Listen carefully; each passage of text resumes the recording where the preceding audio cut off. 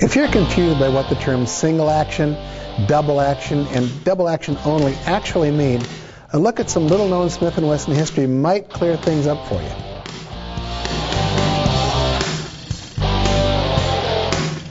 Roy, one of the most commonly used terms in the entire handgun world these days is the term double action only. And I confess I have trouble with that term. I mean, I think I understand what a single action handgun is. It's a gun that you manually cock the hammer and then you squeeze the trigger to fire. There's only one way to do it. It's a single action gun. I think I understand what a double action gun is. You can cock the hammer and pull the trigger to fire like a single action, but you can also fire it by pulling all the way through the trigger, which advances the hammer and causes it to fire. It can be fired in two ways. It's a double action. Where it breaks down, for me, is the understanding of what you call a gun like this. It doesn't have a hammer. It can't be manually cocked. The Safety Hammerless gun can only be fired with the long pull on the trigger. One way. It's not a double action. It's not a double action only. It's something else. From a historian's point of view, what is it? Well, Dick, I think you're 100% right. The double-action pistol, when it was first introduced, was called a self-cocker because you could pull the trigger, the hammer would self-cock, fall, and fire the gun.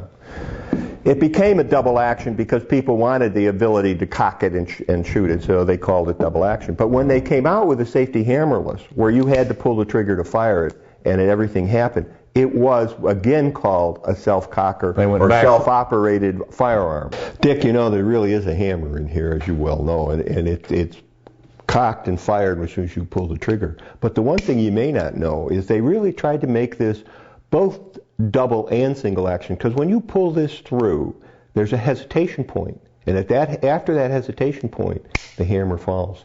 And you can actually feel it. You pull it through, cock it, boom. It fires just like a single action. So they sort of hid a single action inside that gun. Yeah, they sure did, and it was a neat little advantage for that little pocket gun.